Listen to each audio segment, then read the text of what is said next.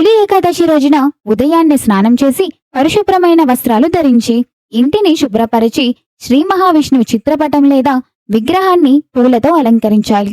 తులసి దళాలు, పసుపు, కుంకుమ, పండ్లు, పూలతో స్వామివారిని భక్తితో పూజించాలి.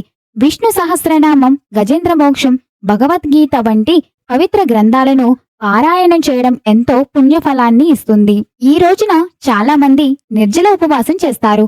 ఆరోగ్య కారణాల వల్ల అది సాధ్యం కాకపోతే పాలు, పండ్లు లేదా సాత్విక ఆహారాలతో ఉపవాసాన్ని కొనసాగించవచ్చు. ముఖ్యంగా రోజంతా భగవన్నామ స్మరణలో గడపటం, కోపం, అసత్యం, హింస, చెడు ఆలోచనలకు దూరంగా ఉండటం నిజమైన ఏకాదశి ఆచరణగా భావించబడుతుంది. ఏకాదశి వ్రతంలో తులసికి ప్రత్యేకమైన స్థానం ఉంది. శ్రీ మహావిష్ణుకు తులసి అత్యంత ప్రీతికరమైనది. తులసి దళం లేకుండా విష్ణు పూజ పూర్తి కాదని పురాణాలు పేర్కొంటున్నాయి. అందుకే తొలి ఏకాదశి రోజున తులసి దళాలతో స్వామివారిని అర్చిస్తే కోట్ల యజ్ఞాల ఫలం లభిస్తుందని భక్తుల విశ్వాసం.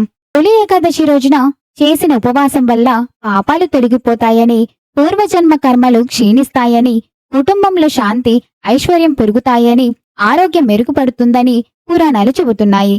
అంతేకాదు ఈ వ్రతాన్ని భక్తి శ్రద్ధలతో ఆచరించిన వారికి చివరికి వైకుంఠ ప్రాప్తి కలుగుతుందని విష్ణు పురాణం మరియు పద్మపురాణంలో చెబుతున్నాయి. అందుకే తొలి ఏకాదశి కేవలం ఒక ఉపవాసం రోజు మాత్రమే కాదు, ఇది మనసును పవిత్రం చేసుకునే రోజు, భగవంతునికి మరింత చేరువయ్యే రోజు, ఆత్మశుద్ధిని పొందే రోజు. ఈ పవిత్రమైన రోజున శ్రీ మహావిష్ణువును భక్తి శ్రద్ధలతో ఆరాధించి ఆయన అనుగ్రహాన్ని పొందుదాం. ఓం నమో నారాయణాయ నమః.